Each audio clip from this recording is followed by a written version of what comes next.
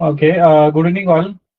So guys, last lecture में हमने constant के बारे में पढ़ा था और कंस्टेंट क्या है, क्यों सीखना चाहिए, इसका बेसिक आइडिया हमने लिया था, राइट। तो सबसे पहले हमने नॉट नल और यूनिक के बारे में बेसिक डिस्कशन किया था और कुछ प्रैक्टिकल्स भी हमने देखे, राइट। तो लेकिन भी ये मैं बाद में बताऊंगा कि क्या चीज़ है। So talking about the not null, तो जब भी हम कोई भी डेटाबेस में डेटा स्टोर कर रहे हैं, so we are make suring that कि जो भी हमारे पास डेटा है उस कॉलम में, वो कभी भी नल नहीं होना चाहिए या एम्प्टी नहीं आना चाहिए, right. So for that that purpose only, precaution purpose only, what we are doing, हम उस कॉलम के ऊपर कंस्टेंट लगाते हैं, that is the not null. तो मतलब उस पर आपको कुछ ना कुछ वैलिड डेटा डालना होगा, ठीक है। उसके बाद आते हैं यूनिक पे। तो यूनिक क्या होता है गाइस? ये कॉलम में डेटा, अगर आप बस यूनिक लगाते हो तो कॉलम में आप एम्प्टी छोड़ सकते हो, ठीक है। बट अगर उसके अंदर आपने कोई डेटा, लेट सपोज एबीसी है, तो आप नेक्स्ट टाइम उसमें एबीसी नहीं लगा सकते इन टर्म्स ऑफ जो भी आपका केसिंग जो भी है, ठीक है, अपर केस लोअर केस, उसको वो क्या करेगा, वो चेक करेगा कि वो डेटा ऑलरेडी है या नहीं है, ठीक है। So it will be like that only कि आप अगर कोई डेटा डाल रहे हो, इंसर्ट कर रहे हो, तो उसके अंदर हर बार वो यूनिक होना चाहिए। अब ये दोनों सिनेरियो हम जब भी डे टू डे लाइफ में भी हमने बहुत जगह पे, जहाँ पे भी लेट सपोज कोई भी सोशल मीडिया एप्लीकेशन पे आपने अकाउंट ओपन किया होगा, तो वहाँ पे बहुत सारे आप कोई लॉगिन या सबमिट कर रहे हो, रजिस्ट्रेशन कर रहे हो, तो वहाँ पे ये अगर कोई फील्ड आपने छोड़ दिया है तो आपको इसके इस तरह से कुछ दिखता है। अगर आपने एम्प्टी रखा है या फिर आपने अकाउंट बना रहे हो और कोई यूजर नेम ऑलरेडी टेकन होता है, तो वहाँ पे ये यूनिक काम करता है, ठीक है। और जहाँ पे आपने ब्लैंक छोड़ा होता है वहाँ पे नॉट नल काम कर रहा होता है, ठीक है। उसके बाद प्राइमरी की के ऊपर आते हैं। तो प्राइमरी की और फॉरेन की ये पूरा प्रैक्टिकल कॉन्सेप्ट है। बट प्राइमरी की क्या होता है, पूरे टेबल के अंदर एक ऐसा हमारे पास कॉलम होता है जिसके बेस पे हम ये बोल सकते हैं दैट दिस प्राइमरी की, मतलब दोनों का कॉम्बिनेशन रहेगा, यूनिक भी रहेगा और नॉट नल भी रहेगा, ठीक है। और इसमें कंपोजिट भी हो सकता है, मल्टीपल भी हो सकते हैं on the basis of requirement. Composite primary की ये अलग कॉन्सेप्ट है, उसको भी समझेंगे। बट आप एक से ज्यादा पे ऊपर भी लगा सकते हो इफ यू विश, ठीक है। अब प्राइमरी की का बेसिक पर्पज ये है कि ये दोनों प्रॉपर्टी देना चाहिए, और इसके भरोसे ऑन द ये दोनों प्रॉपर्टीज के अंदर है, मतलब ना ही वो कभी नल रहेगा और ना ही कभी वो डुप्लीकेट रहेगा। मतलब पूरे टेबल के अंदर वो जो कॉलम है प्राइमरी की, इट इज द कॉलम, इसके ऊपर हम ट्रस्ट कर सकते हैं, ये सिंगल सोर्स ऑफ ट्रूथ रहेगा हमारे पूरे टेबल के बीच में, जिससे हम आइडेंटिफाई कर सकते हैं, ठीक है। अब इसको हमने डे टू डे लाइफ पे अगर कंपेयर करना या इसको समझना है, ये भले ही हमने पहले नहीं भी पढ़ा होगा, तो आपने कॉलेज का आपका पीआरएन नंबर हो गया, स्कूल का आपका कोई आईडी हो गया, या आपका अगर कोई ऑर्गेनाइजेशन का अगर आप ले रहे हो तो आपका आधार कार्ड है, आपका पैन कार्ड है, आपका इलेक्शन कार्ड है, ऐसे बहुत सारे जो नंबर होते हैं पूरे इंडिया में, वो आपके पास ही होगा। मतलब उस वो दो नंबर के सेम आधार कार्ड के नंबर के बंदे नहीं मिलेंगे आपको। तो ये जब भी डेटा स्टोर हो रहा है, पूरा आधार का या इलेक्शन का या जो भी है, ये चेक करता है कि उस पर्टिकुलर कॉलम के अंदर, जैसे कि हमारा पैन कार्ड या आधार कार्ड या इलेक्शन कार्ड, वो चेक करेगा कि पहले किसी ने ऑलरेडी ये टेकन है या नहीं है, ठीक है। तो इसकी वजह से we are going to this primary key, ठीक है, combination of not null and unique, uniquely identified, ठीक है। अब फॉरेन की क्या होता है, ये प्रिवेंट करता है जो भी चाइल्ड टेबल के अंदर की जो भी डिटेल होती है, ठीक है, उसको अपडेट हो या डिलीट आप कोई भी नहीं कर सकते जब तक कि आपके पेरेंट टेबल के ऊपर आपके पास डेटा नहीं है, या आप पेरेंट टेबल में अगर डिलीट हो रहा है तो ही यहाँ से डिलीट होगा, या अपडेट हो रहा है तो ही अपडेट होगा। आप डायरेक्टली जाके चाइल्ड टेबल को डिलीट या अपडेट नहीं कर सकते unless you have the right, जो भी एक्सेस है या प्रिविलेज बोलो, ठीक है। तो फॉरेन की को समझने से पहले एक बेसिक आपको सिनेरियो समझना है कि जैसे फॉर एग्जांपल आप कोई भी ई कॉमर्स प्लेटफॉर्म पे आपने अकाउंट बनाया होगा, तो हर हर कंपनी क्या करती है, या हर जो भी ई कॉमर्स वेबसाइट है फॉर एग्जांपल, तो आपने रजिस्ट्रेशन किया, अमेजॉन, फ्लिपकार्ट और भी बहुत सारे प्लेटफॉर्म होते हैं।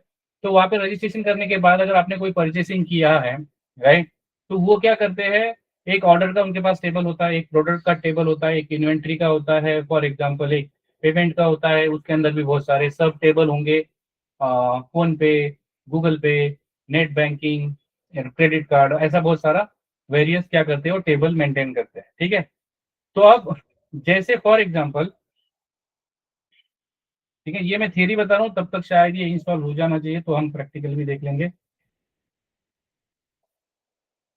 ठीक है, ये लेकिन काम नहीं कर रहा, लेट मी सी। तो फॉर एग्जांपल अगर बात करते हैं दिस वन, ठीक है, दिस इज द थिंग। अब आपने अकाउंट ओपन कर लिया, ठीक है, उसके बाद आप कंपनी और डेटा मेंटेन करती है as per the order, as per the depending on the inventory है, पेमेंट मेथड है, बहुत सारे और भी वेरियस टेबल जो जिनकी हमको जानकारी भी नहीं होंगी, इतने सारे टेबल वो क्या करते हैं, मेंटेन करते हैं। ठीक है, ओके। तो लेट सपोज हमारे पास ऐसे वेरियस टेबल है। ओके, अब फॉर एग्जांपल हम किसी भी कंपनी की बात कर सकते हैं, अमेजोन ले लो या फिर आप, या फिर आप और भी कोई ई कॉमर्स प्लेटफॉर्म की बात कर रहे हैं, ठीक है। तो फॉर एग्जांपल जैसे आपने रजिस्ट्रेशन किया, या वी कैन से हमने कोई मेंबरशिप ली है, या लेट सपोज हमने रजिस्ट्रेशन किया, इनकम बेसिक रजिस्ट्रेशन। अब यहाँ पे होता क्या है, जैसे आप रजिस्टर होते हो, ठीक है, रजिस्टर आपने यहाँ पे अपने डिटेल देते हो, right, for example name, age, payment method, ठीक है, या फिर आपका एड्रेस होता है, परमानेंट एड्रेस, ये सारी चीजें, बहुत सारी चीजें इसके अंदर होती है, ठीक है। और यहाँ पे एक आपको ऐसे बटन मिलता है जिसको हम बोलते हैं कि सबमिट कर दो यहाँ पे, राइट, ऐसा कुछ होता है। अब जैसे आपने रजिस्ट्रेशन किया तो कंपनी क्या करती है, ठीक है, तो आपके जैसे आपने रजिस्ट्रेशन किया और आपने कुछ ऑर्डर किया, तो एक ऑर्डर टेबल होता है, एक होता है प्रोडक्ट टेबल होता है, ठीक है। फॉर एग्जांपल एक होता है पेमेंट, ठीक है, एक होता है वी कैन से वेंडर, बहुत सारे टेबल होते हैं, मैं कुछ मोटे बड़े बड़े ये बता रहा हूँ आपको, ठीक है। उसके बाद वी कैन से, ठीक है, या फिर आप बोल सकते हो there are lots of prime members, ठीक है। तो अब जैसे ही आपने कोई भी फॉर एग्जांपल, ठीक है, ये प्राइम मेंबर, अब जैसे फॉर एग्जांपल आप कोई भी रजिस्ट्रेशन करते हो, या रजिस्ट्रेशन के बाद आप कोई भी एक्टिविटी कर रहे हो, लेट सपोज आप कोई परचेसिंग कर रहे हो, whatever you are doing, right, तो आप क्या कर रहे हो, कंपनी क्या करती है, उसके बेस पे डेटा को एक नॉर्मलाइजेशन, में डेटा को ऐसे रखा जाता है जिससे कि हम जो भी हमारे पास डेटा है हम उससे विजुअलाइज कर सकते हैं, उसमें से हम मीनिंगफुल इंसाइट निकाल सकते हैं। उसके लिए क्या करते हैं, अलग अलग टेबल में हम क्या करते हैं, इन्वेंट्री या जो भी एक्सवाइजेड डेटा हम रखते हैं, ठीक है। तो फॉर एग्जाम्पल हमारे पास for example just an example, ठीक है, ठीक है, यहाँ से लाइन ले लेते हैं। तो हम आपने क्या किया यहाँ पे, ठीक है, ये भी एक है, ठीक है। अब जो भी हमारे पास आईडी होता है या जो भी डेटा होता है, ये तो मैं आपको कुछ मतलब थोड़े से ही टेबल बता रहा हूँ, बट और भी बहुत सारे डेटा क्या होता है, और ये सारे टेबल एक दूसरे से कनेक्टेड रहेंगे प्राइमरी के थ्रू, ठीक है। तो अब फॉर एग्जांपल ऑर्डर की एक आईडी होगी, वो आईडी, ठीक है, जो भी कस्टमर नेम होगा इसमें, इसमें लेट सपोज सी नेम। अब उसी तरह से प्रोडक्ट का भी आईडी होगा, दैट इज द प्राइमरी की, और सिमिलरली प्रोडक्ट का यहाँ पे क्या होगा, पी नेम। सिमिलरली पेमेंट का भी क्या होगा, पी वाई आई डी। ऐसा मैं रैंडम ले रहा हूँ, कुछ भी हो सकता है। और यहाँ पे होगा मोड या जो भी है पेमेंट नेम, ठीक है। और फॉर एग्जांपल प्राइम मेंबर का भी क्या होगा, पी आई नेम, ठीक है, आईडी। सिमिलरली यहाँ पे भी क्या रहेगा, फॉर एग्जांपल इज प्राइम, ठीक है। उसके बाद वी आई डी, और वी आई डी में वेंडर नेम, उसके बाद इन्वेंट्री, ऐसे बहुत सारी ये टेबल एक दूसरे से कनेक्टेड रहेंगे, ठीक है। और जैसे ही आप कोई भी परचेसिंग कर रहे हो, ठीक है, for example ID, inventory ID, ठीक है, उसके बाद coming to here inventory name, ठीक है। अब होता क्या है, जैसे फॉर एग्जांपल आपने कोई मोबाइल परचेस किया, ठीक है, तो मोबाइल प्रोडक्ट टेबल से आ रहा है, फिर आपने उसको ऑर्डर किया, ठीक है। तो फॉर एग्जांपल यहाँ पे आईडी है, आपने आपने कस्टमर आईडी है,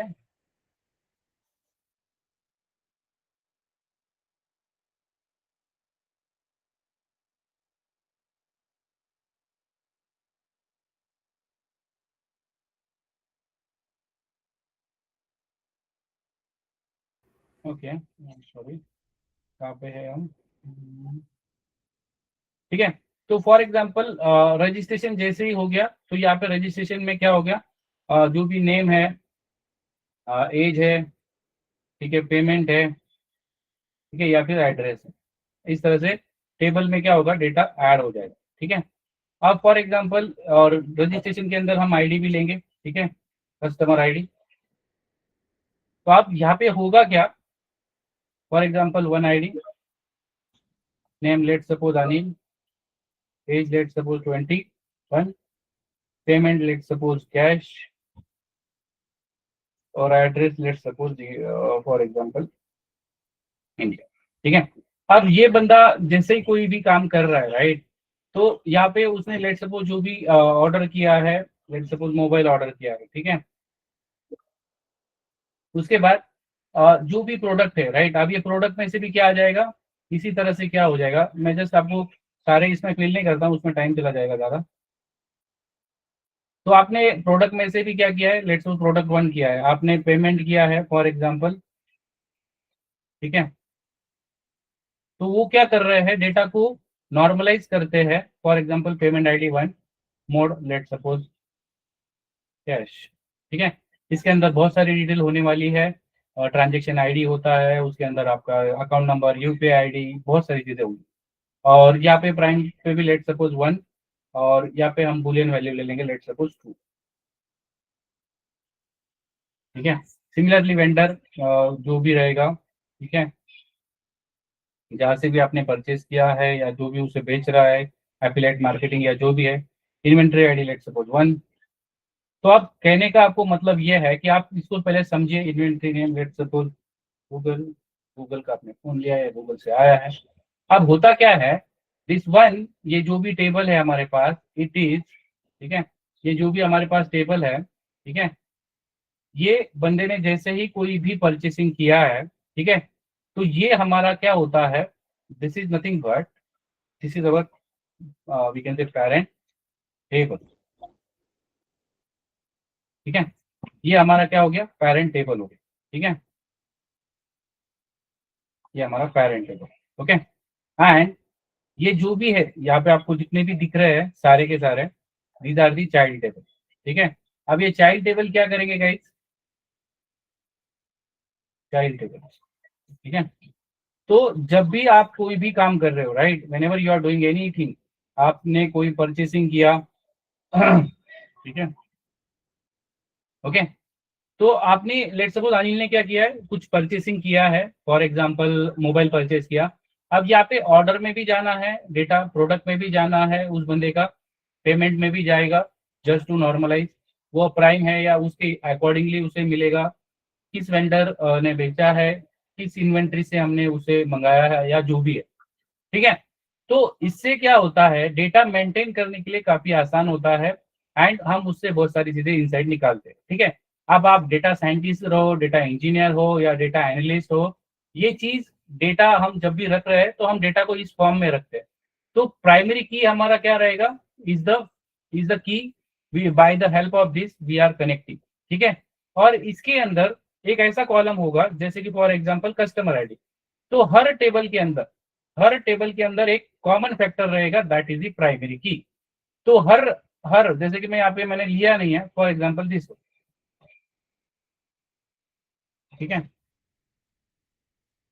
तो जो यहाँ पे जो कस्टमर आईडी है, राइट, जो भी कस्टमर आईडी है, इस कस्टमर आईडी इज कॉमन, ये सारे टेबल में क्या रहेगा, जैसे उसने परचेसिंग किया, ठीक है, वो सारे के सारे टेबल में क्या रहेगा, यहाँ पे आ जाएगा। ओके, सो यहाँ पे भी कस्टमर आईडी रहेगा, यहाँ पे भी रहेगा, सब जगह पे रहेगा। तो इससे क्या हो गया, कनेक्शन बन गया। और आप जैसे ही हमारे पेरेंट टेबल के अंदर आपने फिर से कुछ ऑर्डर किया तो यहाँ पे आ जाएगा। लेट सपोज आपने कोई परचेज ऑर्डर किया है और आपने विद इन अ टाइम आपने उसको रिटर्न कर दिया, तो उसका भी यहाँ पे डिटेलिंग होने वाला। तो ये एक डेटा होता है, डेटा मैनेजमेंट का पार्ट होता है। और जब भी हम डेटा मैनेज कर रहे हैं, right, with the help of normalisation technique बहुत सारी होती है, तो उससे क्या हो रहा है, अब फॉरेन की और प्राइमरी की हमें क्या मतलब है, इसका इन शॉर्ट आपको बताना है कि आपने कोई डेटा पेरेंट टेबल में रखा है, उसके बेस के ऊपर बहुत सारे similar on the basis of customer या बिजनेस रिक्वायरमेंट बहुत सारी डेटा हम और भी डेटा मेंटेन करते हैं। जस्ट नॉट दी कस्टमर की डिटेल नहीं रखता, जैसे कि हम अमेजोन या फ्लिपकार्ट की बात करते हैं, वो और भी बहुत सारी सब टेबल को भी क्या करता है, अपने अंदर रखता है। क्यों रखता है, to just make the data more meaningful, और जो भी उसका मैनेजमेंट है, ठीक है, वो क्या करता है, और ऑर्केस्ट्रेशन उसे बोला जाता है, that is done by the any जो भी डेटाबेस मैनेजमेंट है। तो अब आपके पास प्राइमरी की से हमने क्या मेक श्योर कर दिया, नॉट नल और यूनिक, मतलब वो पूरे कॉलम टेबल के अंदर यूनिक है और वो सिंगल सोर्स ऑफ ट्रूथ है, जिससे कि हम बता सकते हैं कि ये प्रॉपर डेटा। अब हमने जिस तरह से यहाँ पे रजिस्ट्रेशन किया है पेरेंट टेबल के अंदर, तो जितनी बार हम कोई भी ट्रांजेक्शन या कोई भी परचेसिंग, रिटर्निंग या जो भी एक्सवाइजेड चीजें करेंगे, वो सारी इन सब टेबल में जाती है। अब ये सब टेबल मतलब नथिंग बट है कनेक्शन विद दी फॉरेन की। अगर कोई प्राइमरी की है, ठीक है, यही हम इसको ही हम बोलते हैं फॉरेन की, अगर वो दूसरे टेबल में है। जैसे अगर हम नॉर्मल भाषा में अगर बात करनी है, जैसे हम इंडियन है, अगर हम यूएस में जा रहे हैं तो हम वहाँ उनके लोग फॉरेनर हो गए, और वो लोग हमारे यहाँ पे आ रहे हैं तो दे आर फॉरेनर, राइट, मतलब that is we can say that. तो सिमिलरली प्राइमरी की अगर दूसरे टेबल में रेफर होती है तो उसको हम बोलते हैं फॉरेन की। और फॉरेन की क्या करती है, जो पेरेंट टेबल के अंदर डेटा है, अगर उसके हिसाब से अगर कोई मॉडिफिकेशन या डिलीशन हो रहा है, they can accept, child can accept, otherwise it can't accept, ठीक है। अगर आप कोई अपडेशन कर रहे हो तो वो अपडेशन प्रॉपर आपके पास आईडी होनी चाहिए। या अगर आप डिलीट कर रहे हो, फॉर एग्जांपल आपने अमेजोन का अकाउंट डिलीट कर दिया, ठीक है, देन इट विल बी, ये सारा का सारा क्या हो जाएगा, आपको डिलीट करने की जरूरत नहीं होती, ठीक है। आपके रिस्पेक्टिव जितनी भी डेटा होता है वो सॉफ्ट डिलीट हो जाता है। हार्ड डिलीट, सॉफ्ट डिलीट उसके बाद में ये फ्यूचर में हम पढ़ने वाले हैं, ठीक है। So it is just an example कि आपको समझना है। ओके, तो जो भी आपकी प्राइमरी की है, इट इज दी कनेक्शन, और ये आपको है ना बचाती है। जैसे कि इस डायग्राम में यहाँ पे आप देख रहे हो, यहाँ पे कोई भी अंदर ऑर्डर टेबल में जाके डिलीट या अपडेट नहीं कर सकता या इंसर्ट नहीं कर सकता है, due to the constraint of foreign key. तो जब भी हम ये कॉलम बनाएंगे, इसके अंदर एक ऐसा कॉलम बनाएंगे हर टेबल के अंदर जो रहेगा हमारा, फॉर एग्जाम्पल फॉरेन की कॉलम रहेगा, ठीक है। तो फॉरेन की आपको बेसिक अगर समझना है, प्राइमरी की ही होता है किसी भी टेबल का, बट वो चला जाता है दूसरे टेबल के अंदर, उसको हम बोलते हैं mutual column, and that is the common column by which we can identify the records और रोज, ठीक है। और ये क्या करने वाला है, हमें प्रिवेंट करेगा action that will destroy link between the table. तो अगर आपके पास राइट एक्सेस है, या आपने आप पेरेंट टेबल में कोई मॉडिफिकेशन कर रहे हो, तो आपको यहाँ पे भी दिख जाएंगे। अगर आप पेरेंट टेबल को ही डिलीट कर दोगे तो भी यहाँ से वो डिलीट हो जाएगा, वो आपको करने की जरूरत नहीं। और ये with the help of foreign key होता है, ठीक है। I hope you guys are, आपको डेफिनेशन पता चला है। हेलो, अक्षत, वैष्णवी, दीपक, अजय, डेफिनेशन समझ में आ रहा है आप लोगों को कि क्या है। मेरा ये वर्क बेंच का कुछ इश्यू दिख रहा है, आई डोंट नो ये रिजॉल्व होगा या नहीं अभी। आई नीड टू, मुझे शायद अनइंस्टॉल करना पड़ेगा। समझ में आ रहा है आप लोगों को? रेस्ट ऑफ गाइज, विजय, इरफान, महेश, ठीक है। ये जस्ट डेफिनेशन पे नहीं जाना है आपको, थ्योरेटिकल मतलब होता है ना, बुकिश लैंग्वेज पे नहीं जाना है। पर्पस समझना है किसी भी चीज का कि भाई ये क्यों आया, ये क्या काम कर रहा है, और ये कहाँ पे यूज हो रहा है। इसके वाला अगर ये चीज अगर आप याद नहीं रखोगे भाई कहाँ पे यूज होता है कंपनी में या रियल लाइफ में, हम इसे कहाँ पे यूज करने वाले हैं, इसकी क्या जरूरत है, तो ये आपको याद करना बाद में मुश्किल हो जाएगा। आप किसी भी चीज को अगर कहानी से याद रखोगे या किसी एग्जाम्पल से याद रखोगे तो ऑब्वियसली आप इंटरव्यू में बोल पाओगे और इजीली क्रैक भी कर पाओगे। ठीक है, अब आते हैं चेक्स के ऊपर और डिफॉल्ट के ऊपर। ठीक है, तो चेक्स क्या होता है गाइस, इनके सिंटैक्स, इनके पॉसिबल सिनेरियो सारे मैं प्रैक्टिकल लूंगा, बट ये मेरा वर्क बेंच एक बार फिर से इसको क्लोज करके ट्राई करता हूँ।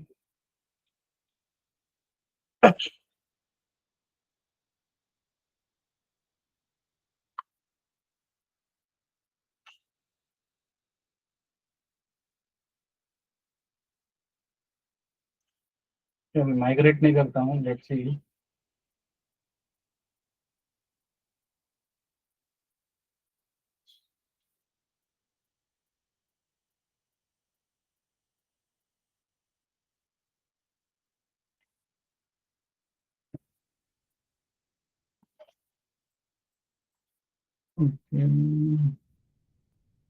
चलो ठीक है, I I will uninstall then install again. ठीक है,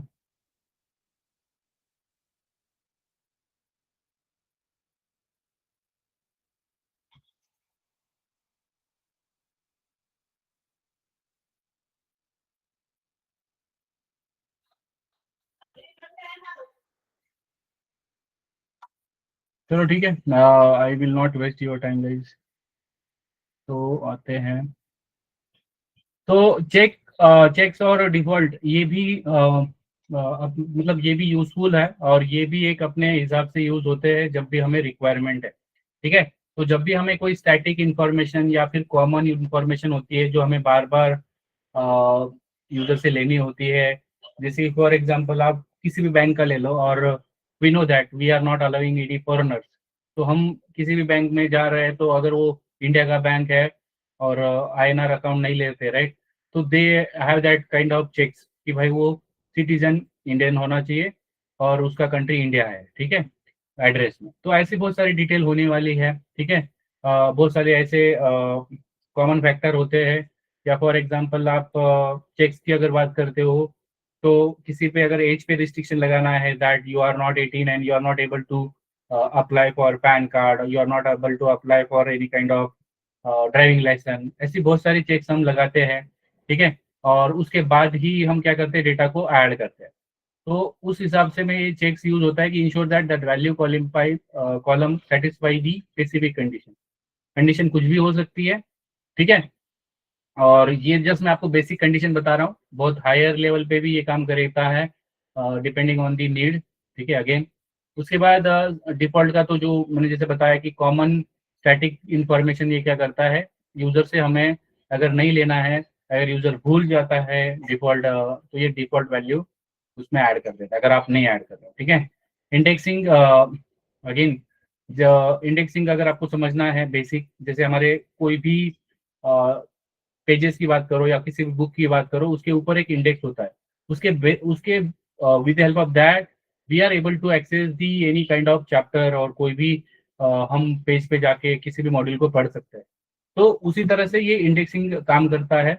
on top of our table, okay, there is index optimisation, ये एक पार्ट होता है, उसमें भी इंडेक्सिंग यूज होता है। जब स्पार्क पढ़ेंगे यूगेजल, वहाँ पे भी आपको ये पता चलने वाला है that how we are going to use this. But आपको बेसिक ये इंडेक्सिंग ये समझना है, किसी भी टेबल के ऊपर ये ऑन टॉप ऑफ रहता है, जिससे कि हम क्या करते हैं, यूनिटी आइडेंटिफाई करते हैं, हैशिंग टेक्निक, DSA, बहुत सारी चीजें इसमें, मतलब there are lots of things. But अभी के लिए जस्ट ये समझना है कि भाई एक इंडेक्स क्या होता है। एक टेबल है, टेबल के ऊपर एक इंडेक्स लगी हुई है जिसमें कि इंफॉर्मेशन स्टोर्ड है पर्टिकुलर डिटेल की। जैसे कि हमारा अगर एग्जांपल है बुक का, बुक के ऊपर एक इंडेक्स होता है जिसपे चैप्टर लिखा है, उसके आगे पेज नंबर लिखा होता है, जिससे कि हम उस पेज नंबर से हम क्या करते हैं, वहां पे जाके हम तुरंत हम एक्सेस कर सकते हैं। तो उसी तरह से ये काम करता है। इसमें बहुत सारे वेरिएंट होते हैं। ठीक है, वो सारे हम प्रैक्टिकल पढ़ेंगे। आई डोंट थिंक कि वो मुझे थ्योरी, मतलब थ्योरी में आपको समझ में आएगा ये चीज। ठीक है, तो tomorrow I will take the practicals. Let me do this. Okay. Okay. I will not waste your time, guys. I don't know.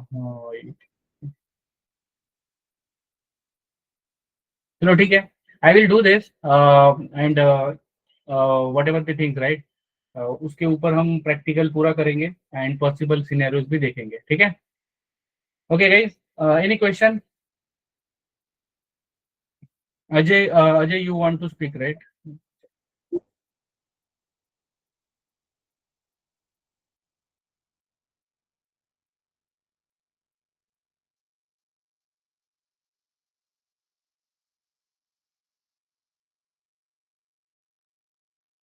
Yeah, yes, Ajay.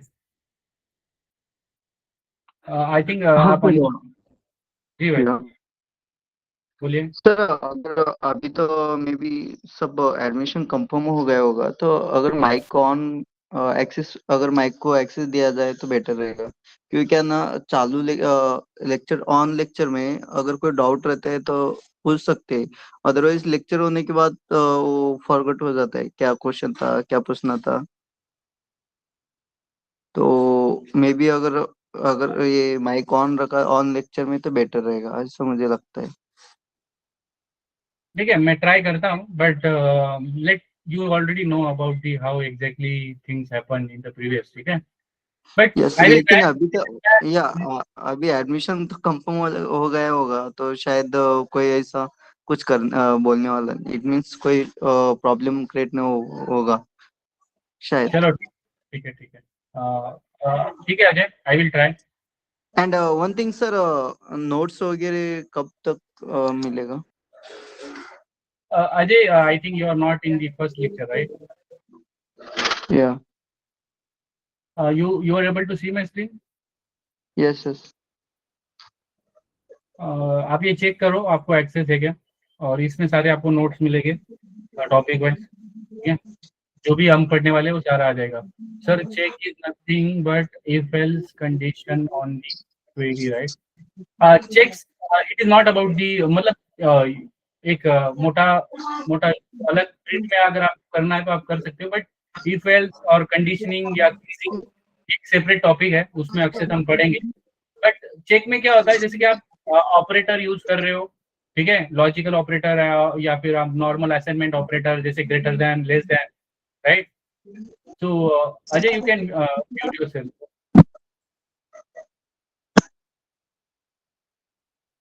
Okay, so Akshat, it is about the, जैसे हम operator या फिर operand की बात करते हैं या फिर हम लॉजिकल ऑपरेटर की बात कर रहे हैं।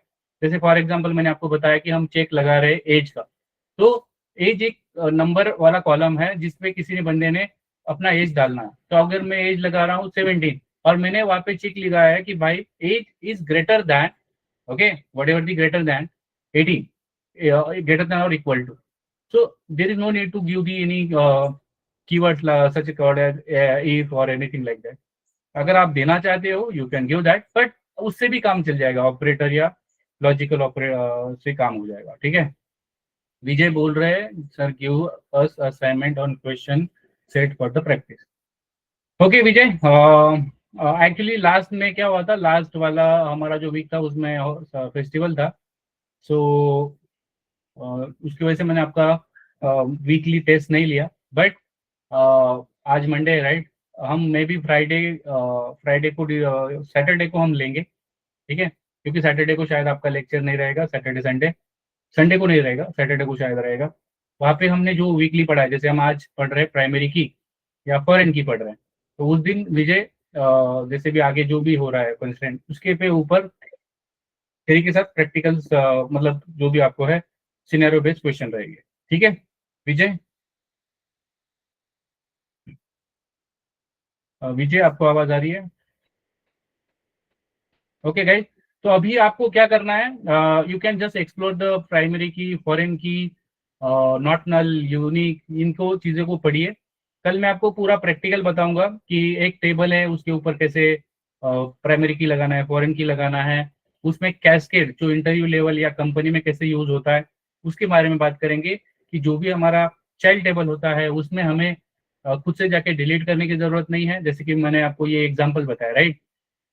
कि अगर मैंने कोई ऑर्डर किया है तो ऑटोमेटिकली ऑर्डर टेबल में आ जाएगा, अगर मैंने कोई प्रोडक्ट डिलीट किया है या मैंने ऑर्डर रिटर्न किया है तो उसकी भी डिटेल ऑटोमेटिकली यहाँ से निकल जाएगी। तो ये चीज़ कैस्केड से होती है, एंड वी विल प्रैक्टिकली वो चीज देखेंगे, ठीक है। ओके गाइस, सो मेरा bench is not working, I think you guys are able to see this. इसमें दिक्कत हो रहा है, कनेक्शन नहीं प्रॉपरली मेंटेन बन रहा है, तो ये मुझे ये दे रहा है, मुझे शायद इसको अनइंस्टॉल करके फिर से इंस्टॉल करना पड़ेगा। So tomorrow I will take the practicals, okay. Hello. Yes Ajay.